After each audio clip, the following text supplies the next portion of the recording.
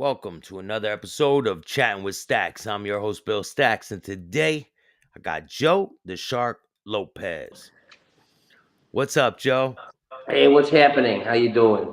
How you doing? Thank you for coming on the show. I appreciate you taking the time for me. No problem, no problem. So you got an incredible story. It takes so many different avenues. Do you want to tell the people a little bit about yourself? Well, I've been a criminal defense lawyer for 38 years. Started in the federal building first, then went to state court. I've represented a lot of people in the city. Mob guys, cartel guys, gang guys, creeps, all kinds of different people. And I've been doing it, like I said, for 38 years. It's a long time. I don't intend on retiring, that's for sure. And I always like getting people home. Yeah. So you're on the side where you fight for your defendants, that the people who you're working for. When I was going to court, I always got appointed the lawyer from court that works for the court. So it never really worked out for me too good. Yeah, it just depends on what kind of case you have. The public defenders are overwhelmed sometimes. Yeah. They did a pro bono case for me when I had my troubles. Yeah. It was a conflict of interest with the person I was my co-defendant. Stevie Bullets is in the house. Shout out to Stevie Bullets. Oh, man. So I have something I want to read real quick. So you defended so many people. The first case you took was I read that it was a young woman. She got caught with a kilo of cocaine. Yep. Do you want to talk a little bit? That's my first federal case. Your first federal case. Do you want to talk a little bit about that one? I didn't hear you. Do you want to talk a little bit about your first case that the first federal case you had? Yeah, the first federal case I had. We're going back decades in Chicago. There was this investigation called Operation Greylord that landed 38 judges and lawyers in jail for bribes and all kinds of crazy shit that they were doing in state court. At the time, when I came into the business, it had just popped. And one thing that was happening with the defense lawyers in Chicago when they were going to the federal building, the prosecutors were telling the judge in front of the clients that your lawyer is under investigation. Just every single criminal defense lawyer in Chicago was under investigation, whether they were crooked or squeaky clean. That's just how it was. And that's everybody got hit. Everybody got hit in the beginning of your career before. Right. And I walked in right when it started, so I was not part of it. So this one friend of mine is like, well, let him take one of these cases and go over there. We won't be embarrassed. So I went over there and we had a preliminary hearing a couple of days later, and I won the case. And after I won that case, it kind of like just the next couple of days just mushroomed. It was unbelievable. It was like winning the lottery. Yeah, once you won that one case, you were like, I want to do more of this, right? Right. It was like that, and the people liked me because they had a different personality than most lawyers that they're used to dealing with. I mean, I'm a little bit different than most lawyers are. I'm sometimes more street than I am lawyer or lawyer. I grew up in a much different environment than probably 99.99% of these lawyers have grown up in. I grew up around drug dealers, gangbangers, mob guys, bums, creeps, all kinds of people. So I kind of understand, how the business works from the bottom up, from the street up. I mean, when I was a kid, I was arrested a bunch of times. I went through all kinds of stuff. How come you don't think you shifted towards that side of life, towards the wrong end? Why don't you think you went that direction? I've always wanted to be a lawyer since I was a little kid. So I can remember as a kid watching Perry Mason with my mom and dad. Remember, I'm 66. I'm an old man. And I remember watching Perry Mason, and he always had a nice Lincoln Continental, and he had different cars. He had convertibles, coupes. He's always winning. And I took an interest, at a very young age. I can remember, being in 5th or 6th grade telling people I was going to be a lawyer. That's what I wanted to do. I hung around with a lot of people so I could see what was going on, so what I could expect in life. And, this is the course that I went, and, a lot of my friends wouldn't include me on some of the things they wanted to do because they didn't want anything to happen to me. Yeah, So because they I got wanted to left keep you behind. safe. Yeah.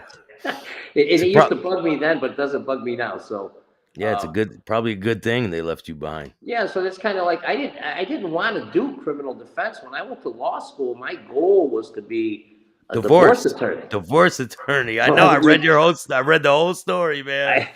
I wanted to be a divorce lawyer. I worked for this one divorce lawyer. He had a corner office. He was the big nightlife on Rush Street over here, before it was called the Viagra Triangle. He was the guy, and I wanted to be like him. And I was doing that kind of stuff until my friends were like, Thank why you, don't you man. come over here? You know what's going on. You've been around long enough. Nobody has to teach you anything. You could figure it out on your own. You know what to do.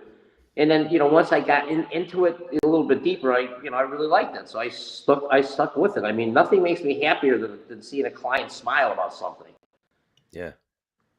And obviously, you can't win every case. I mean, it's impossible, but a lot of your clients were facing life sentences and stuff like that too, right? You froze up a second. A lot of your clients were facing life sentences and things like that too. Yeah, I mean, I've beat 2 death penalty cases in my life too. So I mean, I've gone from death penalties and kilos and all the way down to helping somebody's got a disorderly conduct because they got in an argument at White Sox game. I still do a lot of little things for people. A lot of times judges are saying, why are you here? I mean, this is like, well, it's not below me to my client. It's a big deal. I mean, there's no small cases, only small lawyers. So I like to help people even with little minor stuff. I still do it. And, they want to pay me to do it. I'll do it. There's nothing that I'll do a traffic ticket if a guy wants. I don't care. They see you walk into court for a traffic ticket. They're like, "Oh man, we don't want none of this guy." Here? Yeah. But I still do it. I mean, I like helping people. I like helping people.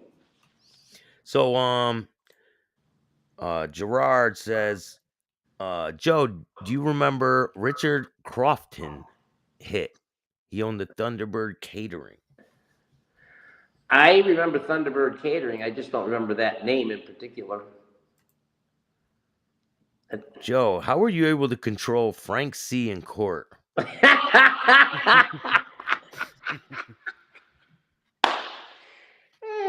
got to tell you a story about Frank. I knew Frank. My mentor, Eddie Jensen, God rest his soul, who's dead now. And Eddie was the dean of criminal defense lawyers in the city of Chicago for a couple of decades. I mean, he was numero uno, the go-to guy. I mean, R. Kelly went to him, the governor went to him. I mean, he was a big name. But he taught me a lot of things about life. And I used to go to his office. We were in the same building, and I can remember Frank being in his office because Frank had a previous racketeering case, it was an extortion case, an earlier extortion case in like the late 90s. And I used to see Frank down there, and I knew all about Frank. He'd bring food in. Frank was just a nice guy, but he was very tough. He was used to getting his way because he was Frank Calabrese. So, I knew about him, and then, when the investigation started happening, and, I talked to Eddie. Eddie goes, "You're probably going to wind up with him. I heard you're going to wind up representing him." I was like, "Okay." He's like, "Good luck." I was like, "Okay, thanks, Eddie." He goes, "You know what to do." I go, "I do, Eddie." So we had a meeting, with some of the top echelon guys in the city to talk about the case and what was going on because various people were affected. And this guy says to me, his name is Tony Zizzo. He goes, "And you're going to have Frank." I go, "Come on. I wanted to represent this other guy." He says, "Oh, no." He goes, "You're the only one that can control this guy. I'm telling you, you're the only one. And you have to do it. You're going to do it." I said, "Okay." So, I can remember driving out to Milan, Michigan to meet him. I drove out there. We had a nice conversation. He was all over the place, but he wasn't a very book smart person, but he's very cunning. He was very smart. He was very, and you say how to control him. I guess he just trusted me after a bit. I mean, because sometimes he would snarl and, we'd be sitting in a small room, uh, a day room that's maybe 6 feet by 5 feet, right? He'd be Yeah. sitting across the table and he'd start getting mad. His left would start going like this. And his eyes, I'm like, Frank. I go, Frank, we have a stroke on me. Frank, stop. Frank. Yeah, I could just see that the anger was just building up in him, and it was like, it's hard to say how I did it. He liked me and, we just were able to get along. We didn't agree on a lot of things. But he was very difficult he was a very difficult client. I've had a few of them. We never really had any issue. We might have had disagreements. I mean, he never really yelled at me, and we never had screaming matches like I've seen other lawyers have with clients. I mean, we kind of had a mutual respect for him. I respect him, and he was a very good organizer, this guy. I mean, he was a good organizer, and this dude had a thing for numbers, and he had a memory, like he could remember stuff that was unbelievably detailed. I mean, he just had a very good memory.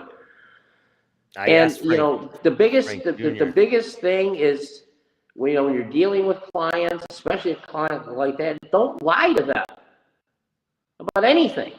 Did you feel like he was lying? Did you feel like you were getting lied to? I don't judge the client. I just listen to what the client has to say. If a client says, I didn't do it, and there's a videotape of him doing it, I'm saying, okay, well, let's figure out how we can try to win the case. I don't play that game with clients. And if you don't want to tell me, I don't really care. It doesn't matter to me whether you did or didn't do it. I mean, can they prove it is the most important thing. And if you did it and you beat the case, good for you. And, if you didn't do it and you get convicted, that's bad. And, it happens sometimes, but not too often. But, generally clients, I don't judge clients. I was taught by the great Judge Warren Wolfson, one of the great judges here in Cook County. He's very well known, that a lawyer doesn't judge clients. Only a jury and a judge does. So I never really think, I just listen and I have to go with what they're saying. If that makes sense to you guys. Of course. So did you represent Frank's brother too? No. Nick? No, because he was testifying against them. Yeah, right? he was the witness. Him and his son. Yeah, Frank Jr. Frank Jr. When I interviewed Frank Jr., I asked him. I said, "Did you not think that your dad was gonna catch you stealing the almost $1 million that you took?" I was like, "Wow, man! Like, I don't think I would have done that." I think he thought he could put it back. Before he noticed anything was missing, right? Yeah. I really believe he had that in his mind, but I don't know. So I'm going to show you some pictures, and you could tell me if you represented them or not. Okay. And if they were related to the case or what dealings you had with them. That's Shorty.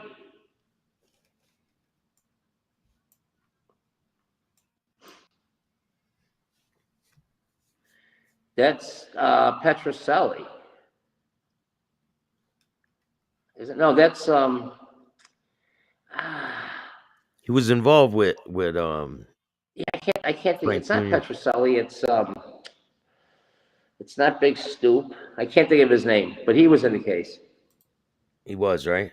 Yes. His name was James and Sophie Calabrese Group. Hold on, I got more right. DeForty. Jimmy DeForty. Was that Jimmy DeForty? There's Joey. Joey was a funny guy he gave me jokes every day. Yeah, what kind of guy was he when you were smart as around here? Hell, man. This guy, he could have been a top dog lawyer or politician. I mean, this is a guy, he'd take one look at you and he knew everything about you. Just smart as can be, just cunning, very smart. I mean, I was surprised at how smart he really was. And I don't mean, smart about being a criminal, but he knew a lot about the world and about things, He could probably do a crossword puzzle, the dude. Yeah. So what in this picture? What did he get beat up or something before the mugshot? Yeah, that looks like. It looks like he lost the fight. Yeah, it looks like. Looks like the police won. So I believe you represented this guy at one time. No, No? no, The nose? No. no. How about so I want to talk to you a little bit about when you were dealing with representing this guy. I got another picture. People aren't even going to believe that you represented him. Let me see if I could get this picture. People got to call me right when I'm in the middle of this. Here, I'll just say it, man. Drew Peterson, right? Oh yeah, Drew Peterson. Yeah. I did the closing argument for Drew Peterson to the jury. Yeah, so what was the whole thing with that? That he came and hired you for that case, right? Yeah, there was Was a it team of us on that case, doing different things. Primarily I did most of the dirty work. I got the witnesses to cry, and I got all I had to do the heavy work on it. I still remember there was a woman who was testifying. I thought they were all full of crap too, by the way.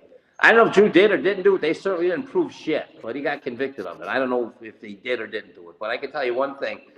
There was this witness, I can't remember what her name was. And remember, every major news outlet was there. Jeannie Pirro was there. CNN had people there, and there's this woman. It's a Friday afternoon.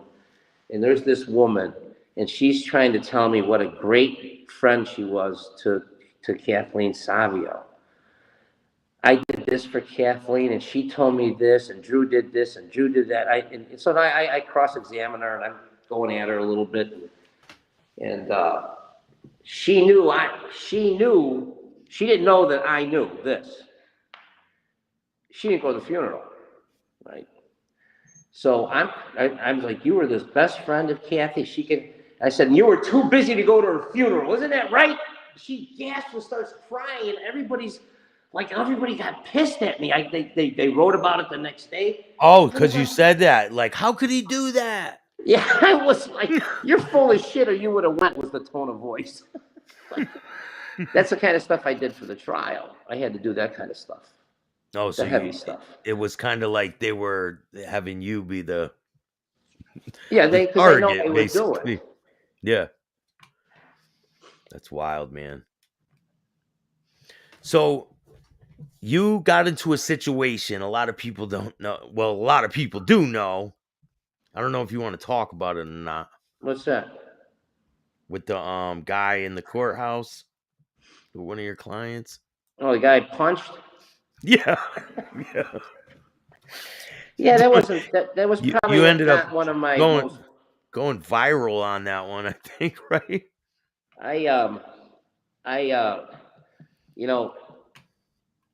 66. I've been around a long time. I should have known better, but at that time I was only, I don't know, 60, I believe. And my lawyer was Ed Jensen, by the way. He tried the case. I was found not guilty, by the way, but I had to go to trial on it. And they tried to get me good on it.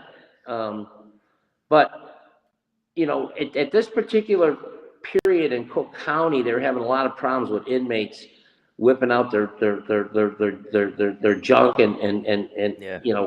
when they saw female public defenders, and one public defender got punched in the face, and I wasn't really thinking about all that, but this particular person was very, very unreasonable, very disrespectful, made a lot of threats to me. I came back again, and he started up again. He came near me, not one time, a long time, right? Maybe What were all the threats over? What started all the problems with the him? problems was that he was disagreeing with my assessment of his case, basically, and then my wife had gone there a few times to represent him, because my wife's my partner and she's a lawyer, and he started talking shit about, when I get out, I'm going to come to your office and rape your wife. Oh man! And that's when I let him have it. So yeah. You can't let him talk to you like that, man. I think at that point it was no longer an attorney-client relationship. I figured I was pissed because. Were you appointed to this guy? No, the guy paid me. What? And he And just, we got, and then he called me and apologized, and then the next thing I know, the sheriff's investigators came, and I got sued. Wasn't the proudest day of my life, I have to say. I look back on it in retrospect. I probably shouldn't have done it. Eddie had everyone in his office look online. No, it never had happened. No lawyer ever punched a client on video. So it was the first, thing. But a few years before that, somewhere I don't remember, 2000 sometime, I was in the lockup talking to this Mexican guy, and he grabbed my fucking necktie, and he tried to pull me into the bar and smash my head, but I was stronger than he was, and I was able to get into that bar, and I had a big ring on. I cut his eye up and everything. It was a big deal. So when this kid came at me, I remember that, and that the only thing I think of is if this guy grabs my tie, anything could happen. There's 8 of them in there, and there was a full bullpen of inmates that saw this happen. yeah, that's kind of funny, man, because I was just watching a movie, and I was like, damn, I wonder if I should start wearing a tie. And then in the movie I'm watching, the guy's getting dragged down the street by the tie. I'm like looking like, nah, I don't think I'm gonna wear a tie, man. Yeah, well, No, I'm gonna skip the tie. that happened to me. And then I got a lot of jokes about it for a long period of time too. I'm sure you did. It was embarrassing, but not, it actually helped enhance my reputation, believe it or not, even though it was embarrassing. He said that's hilarious. You hire a lawyer and he beats the piss out of you. Hey Uh, man, you got you got to know what you're doing, man. You got to know who you're talking to, the way you're talking to them, right? that's true. That's So I true. read in your bio, it said the one that I believe it was Gangland Wire wrote it. Shout out to Gary. Um Gary's a good guy. Gary Jenkins is a great guy. Great guy, Um Gary. Hi, Gary. yeah, shout out to Gary. Go check out his channel too, Gangland Wire. Go check it out. So he said when you were doing divorce proceedings, you thought that was where the money was. And then when you got the woman the federal charge, when you were able to beat that case, you started getting a lot more clients that wanted to come to you that had money because they were in the drug business and they wanted to spend their money on lawyers to get them out of this trouble. So, can you tell me about some of the clients that you had come to you with all this stature and like going from trying to be into the the lawyer realm to like being thrown to the wolves, so to speak. Yeah, well, I mean, I was only out of law school for a year when this happened. Oh man, So I can tell you even a better story. let's How I hear it. started in federal court. There was a lawyer in Chicago. His name was Lou Carbonaro. Lou was the mob lawyer of the decades. And when I got out of law school, I grew up over here in the first ward in Chicago, where I was living, and I was working with some guys and some other guys and some guys. I want Lou wants to meet you. He told me we got a new guy. Go sit in his office and learn something.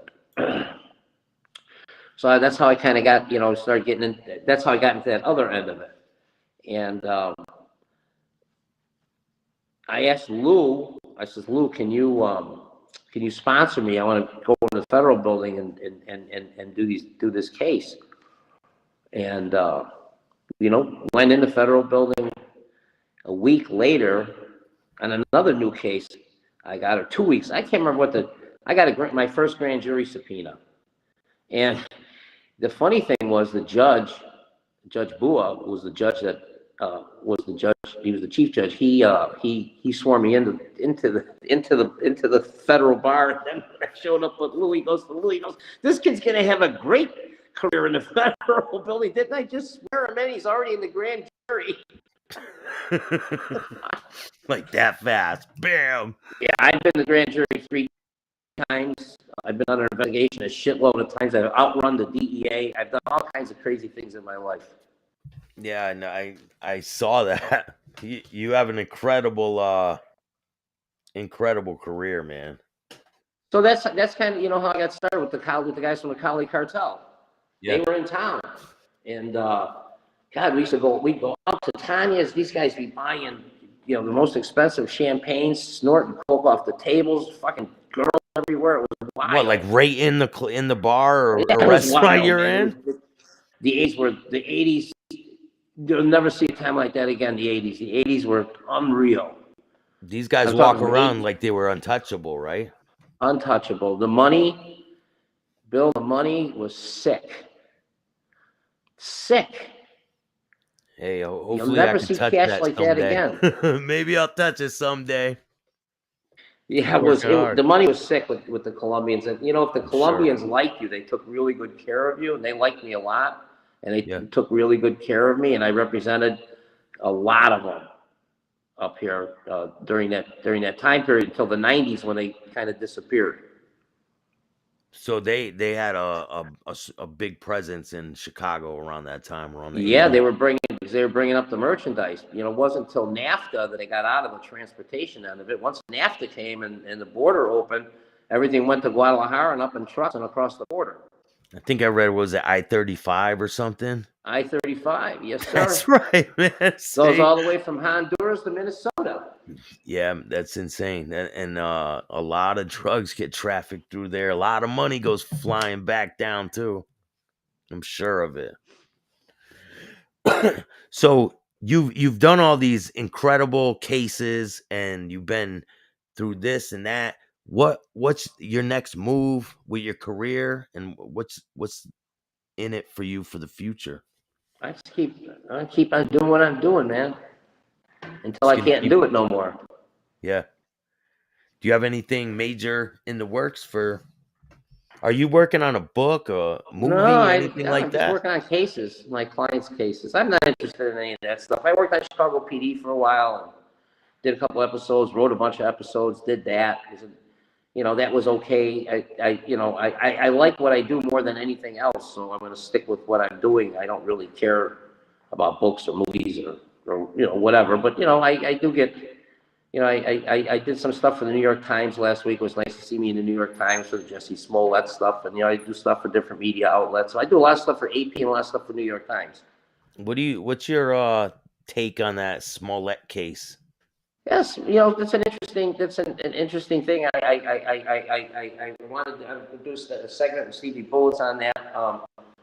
What a lot of people don't understand about this particular case is that, you know, he was given this period of incarceration, and that was a double punishment. And that was the punishment that was the punishment for lying under oath. The judge made that clear. It wasn't the crime; it was lying under oath. And you know, a lot of people got mad about that. But you know, in the federal system, if you lie under oath, you get even more time. So it really is consistent with any type of sentencing scheme that's put forth.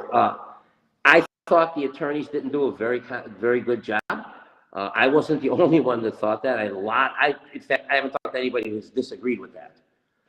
They spent a lot of time on, you know, statistics about black men this and black men. We're talking about Jesse Smollett, dude. We're talking about here's a child of privilege. It has nothing to do with color. Nothing. Why didn't you talk about Jesse Smollett and what Jesse wants to do and what Jesse wants to help and all the good things that he's done and how he's learned his lesson and da da da da?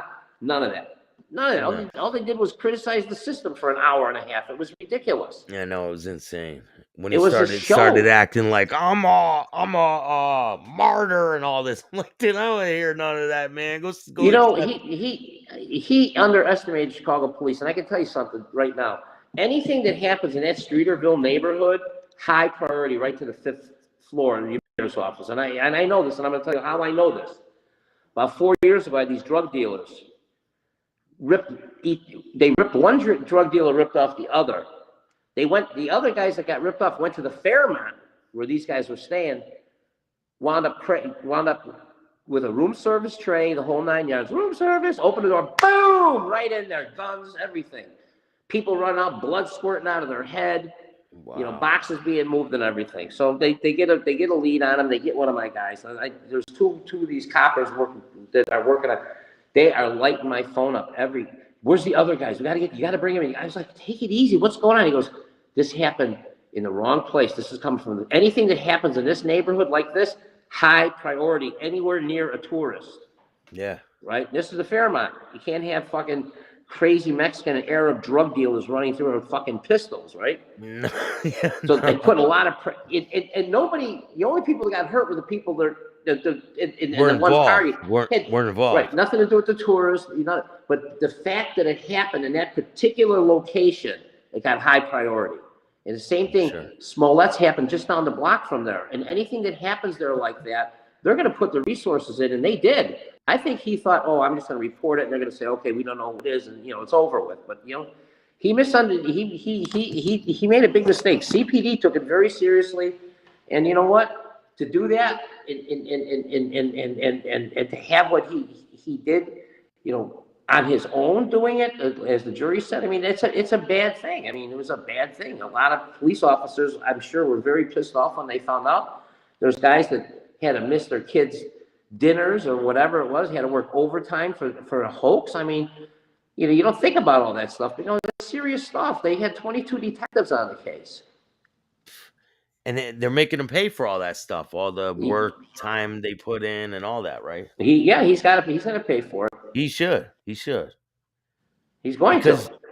I mean, he caused the whole thing himself. Everything that's going on, him being in the spotlight, him being this and that, it's all caused from him. So that's true. So why is it everybody else is the person? They made it a black-white thing, and he's the one that made it a black-white thing. I mean, he used the MAGA hat and everything. He could have started a race riot in Chicago. Yeah, that's not anything could have happened. It was a dangerous thing to do, and the police smelled it from the beginning, and they solved it. What about the R. Kelly case? Were you gonna get involved with that case, or when he was on trial before? Did you have any dealings with that case? No, the trial that he had before, that was Eddie Jensen and Sam Adams Sr. and Jr. They did the case. Mm-hmm. I didn't really do anything on R. Kelly. I did a lot of commentating on it. Did some podcasts for some R. Kelly supporters about it.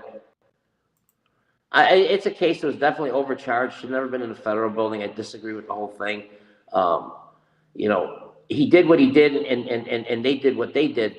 The question is really, it kind of goes against the principles of the racketeering statute. It really wasn't a racketeering thing. Might have been a Hobbs Act violation or something. But I don't know if that RICO is going to stand up at the end of the day, especially in the Second Circuit in New York, where there's a lot of good RICO law on the defense side coming out of there. Steve Bullet says, ask him about Carlisi. Bullets knows all the stuff to ask. Shout out to Bullets, man. Go check out his podcast too. Well, Sam Carlisi, as you know, was Tony Accardo's driver, and he reached his pinnacle. And when he got indicted, all these guys got indicted. I remember I get a call, and they're like, "We got a client for you." Okay. What's his name? Anthony Chiaramonte. They call him the Hatchet. I go, oh, I know that guy. Crazy fucking maniac, right? I knew a little bit about the case. I read about it. I kind of read about it. They were arrested like on a Monday or something, and they appeared. They wrote a little article in the paper about it, and then they had a hearing like 4 or 5 days later. Of course, I got the call like 2 hours before the hearing, right? Yes. I'm like, okay, can you make it? I'll go. Okay, I'll go. So back then, you were talking 90, 91. we looked like Miami Vice, ponytail, Armand, black, everything black. You know, I remember walking to the court. I had a silver Halliburton briefcase. I mean, I looked like a cast right out of Miami Vice. Your And your black Armani suit, right? I had a full length black leather jacket from Milan with silver buckles all over it. It was fucking wild. Ponytail, sunglasses. I come, and of course I'm fucking late. I walk in, everybody turns around and looks at me. I'm like, what? Now, you know, Looking like a movie star. the judge knew who I was, and the prosecutors knew, but all these other people had never seen anything like this. They, you know, they were, you know, they just weren't used to seeing something like that. So I see Carlisi giving me this snarl. I put my briefcase down, boom, you know, I make this grand entrance. I get this long ponytail. So I can't remember how I had a copy of some of the charges or something that I was reading. I don't remember how I got it, but I had it. I already had it. Maybe I had it. I don't know how I got it, but I had it. So my client, you know, he was the main thrust of this thing. He was the guy that, you know, extorted somebody, and, you know, the guy had paid him a check and you know, some check that said some nonsense on the memo or something. And so now everybody's getting up, asking questions. Now I get up, I start ripping into this fucking agent, and now all of a sudden I got guys going, come here, ask him this. All these lawyers are throwing questions at me, and I'm just firing at this guy. And then I says, I remember saying to him, I says, this is an extortion. He wrote a check for extortion. I said, you want us to believe that? And the whole courtroom erupted in laughter, all the people. Because it was just one of the look on the fucking FBI agent's face was like who's gonna write a check if they're getting extorted? It's gonna write a check, like. And I'm pounding away on this check and old man Carlisi, he fucking loved it. He absolutely loved it. But he says, if you're going to try the case, he wants you to cut that ponytail. So I did cut the ponytail. That's a true story, though. That's a good one.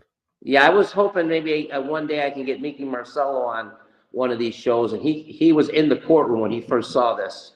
And he always talks about it to this day. Motherfucker came in, you banged a fucking Halliburton down, that fucking ponytail and everything, like a fucking drug dealer from Colombia. We didn't know who the fuck you were. You were hanging out with them guys at the time, right? Not them guys, the drug guys. Yeah. That were you were dealing with other cases at the time. Other Italian guys that I had done a bunch of the bookmakers. Back then, the bookmakers were taking the money to Miami. I mean, you should have seen some of these bills from the Fountain Blue, $25,000, $30,000 weekends in these places. Wild. All the gambling money down to Miami. 20, 30 kilos back to Chicago, out on the street. It's insane. Yep.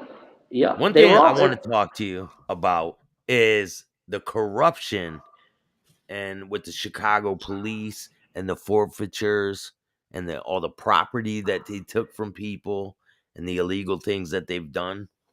You want to talk a little bit about that? Well, you know, in about 1988 or 89, I testified in the Illinois State Senate about forfeitures and, you know, how draconian I thought they were.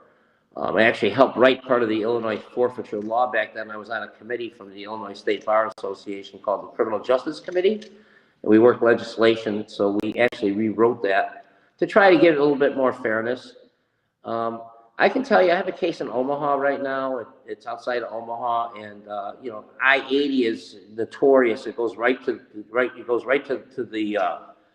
the biggest growing areas in Washington, and they sit out there, and they are well trained. They have stopwatches to measure the time it is between your car and the rear end of another car, just so they can vamp on your ass. And they know you're coming because they got another trooper that spotted you with state plates. Here comes an Arab, here comes a Mexican.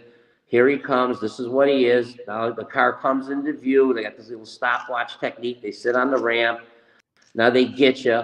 They pull you over. They know what they're looking for. You got a blanket in the car, you're screwed. You got a bucket of chicken in the car, you're screwed. They know, and then eventually it comes down to the end where, okay, well, here's your warning ticket. Can I search your car? And then it all falls apart. Yeah. In this particular case, took 1.6 million out of this car. What? 1.6. Cash or in product? Cash. The product Cash? comes west, the money goes. The product comes east, and the money goes south. west out to California. Oh, and then it goes south. Yeah, it's called. If anybody wants to look into it, all they have to do is just type in black. I think it's black asphalt stops, and it'll all come out. That's But insane. they do take money every day. They take money at the airport, and they take it all the time. Yeah, I hear They take about money that. from innocent people too. Yeah, it's like innocent people. Someone just say they win money somewhere, and you have over a certain amount, over 10,000, I think it Over is. 10. You go to the airport, you have over 10,000. They'll take it. If you don't have a place where you got it from, and you could show where you got it from, they're gonna take that money and never give it back to you. Yeah, I know. I've had clients leave 40,000 there because the DEA was coming. They just walked away. 40,000. It's cost of doing business, bro. I mean, I guess if you're in that kind of business and you can afford to just. Well, these guys took a $1.6 million hit. They afforded. Yeah, that's a little much, man. It's a little out of my price range. That's a lot of weed. Yeah. It's a lot of anything, man. Yeah. It's not as much coke. It's not as much coke as it is. It's a lot of weed. Yeah. Just think the size, the bulk of it.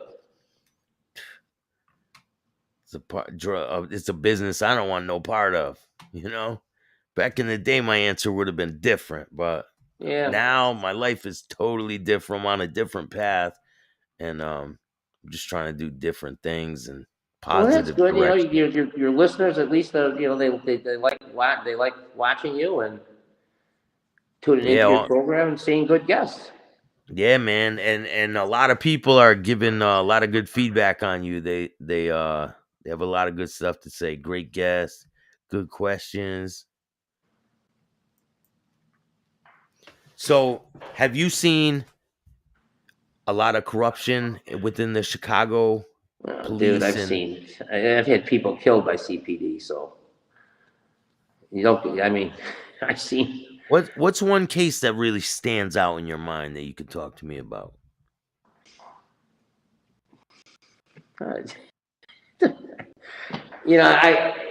time you ask me that question, I get that a lot. I don't really know. I like them all. I guess I guess it would probably have to be family secrets, and only because of this. Every day there were 200 people who came and watched this show, right? Yeah, it was like a big production, basically. Huge. So the line was literally 50 feet long every day, or 100 feet long to get in. And one day I'm walking. I don't know, going to make a phone call or something. These two little girls stopped me. They're about 9 and 13. And they wanted to know about, I can't remember the question. Oh, we're here. Somebody told us you're Frank's lawyer. I was like, yeah, how is Frank? And they had a really unique accent. I'm like, where are you from? They go, we're from Germany. I go, what are you doing here? We came to see The Sopranos. And I'm thinking to myself, there's the Art Institute, there's the Museum of Science and Industry. These people from Europe wanted to see this. So I guess it was a pretty big case. It's kind of like the movies. They think it's the real Sopranos, like playing out. Yeah, I thought to myself, how odd. All the places to go in the city of Chicago when they're on vacation, come to the courthouse to see a mob trial. So I guess that's probably, the biggest case, I suppose. Drew Peterson was pretty big too. Yeah, that is pretty big. What about Harry Allman? Harry's father was a friend of my dad's. He used to come by our house all the time. Harry was always locked up, so I didn't see him that much. But when I was younger, I'd see him all the time. Did, have you done trials or cases of serial killers or anything like that? No. Shout out to Double Dare Entertainment. So damn, there was other questions I had for you, man. Sorry, I had everything prepared. Um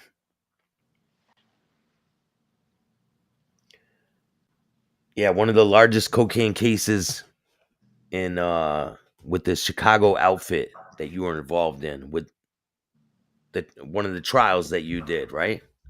Mm-hmm. So, how much do you think that the mob back in the day was involved with drugs in Chicago? Is it the same as New York? I would venture to say not as big because there's not as many, but they've always been in narcotics. There's money in it. Yeah. Do you have any stories from when you represented some of these mobsters in Chicago when you were around them? Do you have any stories about them? No, I mean they never talked about anything when they were around me. We always talked about other things. I don't know Yeah, anything they're about, you know, about what they do or what they did or didn't do, or most of them were, pretty good guys, easy to get along with. Do you find that their attitude is different from when you first started as a lawyer till now? No, not at all. Not at No? all. Well, they're pretty consistent. So everybody knows you're a lawyer.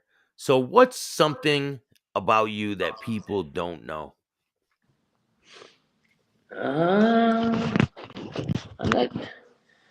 I mean, I'm pretty open. I mean, I'm a You're killing Democrat. me, man. You're killing me.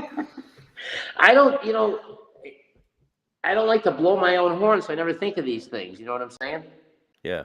I'm always worried about, other people and doing things for What's other your people. favorite hobby, man? What's your favorite hobby besides being a lawyer? Uh, I have to say, probably taking my boat out, It's a good hobby. yeah, or taking one of my cars out. I own fast cars, so I'm a gearhead. I've been street racing since I was 16 years old. What kind of car you Still, got? well, I've got a AMG GT 63S with 640 horse. I got a Corvette. I've got another AMG GLS What 60, year's the Corvette? 88. It's an old one. So Yeah, we got a those are couple nice. AMGs, and I got a big GLS for my taking my kid. My kid plays hockey, so I got to take him everywhere. Yeah, But I do like fast cars. my buddy has the curved back, the fast back. The coupe, yep. Yeah. But yeah, I like fast cars. I've always owned fast cars. I've had tons of AMGs. I used to have a lot more cars before I had kids. So now that I have kids, for every $500 I make, I get 100. They get 400. That's So how it goes, right? yeah, that's how it goes. But yeah, I watch the races all the time. I watch NASCAR. I was watching Grand Prix yesterday. I watched NASCAR yesterday. I watch Indy cars. Big gearhead. Love cars. Liz said she wants to see a picture of you with that jacket with all the buckles. Shout out to Liz. It was full length. I could put 2 shotguns under there, dude. Yeah, it's like the one that the Terminator had on, right? Something like that. Yes, Yeah, it's something like hilarious, that. man. It was a great jacket. How Oh, and I did like to they? work out a lot too. So you've been out on the town with some of these guys, some of the mob guys. How were they treated when you were out with them in public? Oh, Did they're people treated like royalty. They did, right? Like Oh open yeah. the doors, they give them the best tables. Yep. We never waited anywhere. So, was there any people from New York that were involved with the mob that were out in Chicago and you Not that had to I ever represent them? met, but I do know guys from here would go out there. I don't know what they were doing out there. I just know that they would go to New York. Yeah. That I know for sure. Oh, I gotta wrap it up. I gotta do some I more work. appreciate you, man. I'm definitely gonna have you on again if you Yeah, got time for we'll me, and I'll be we a little more prepared next time. And yeah, we can maybe digest one of these cases or something. But I mean, uh, I don't, it's hard to say what audiences like and don't like. At least we're on Chicago PD. We wrote the script and we had a script to follow. yeah, But well, I you could give me a couple ideas. I could throw it in the poll on the community tab, and people could vote on what we do. yeah, I just as as long as your viewers aren't bored or anything, we can do something. No, man, I think they really enjoyed you coming on the show tonight. But I appreciate you. Definitely gonna have you on again. Do you want to give anyone a shout out before we go? Stevie Bullets, Stevie Bullets, man. Stevie Bullets. Interesting story about Stevie Bullets, and I know one of his friends. I represented one of his friends' dads, Mario Rainoni. I got him out 8 years early. The only mob guy in Chicago that's ever won anything. Wow. Yeah, Mario because Rainoni. they don't like to give them any leeway. You got OC on your file, you ain't going nowhere. No, right? They don't give you No, parole. They don't give you extra no. nothing.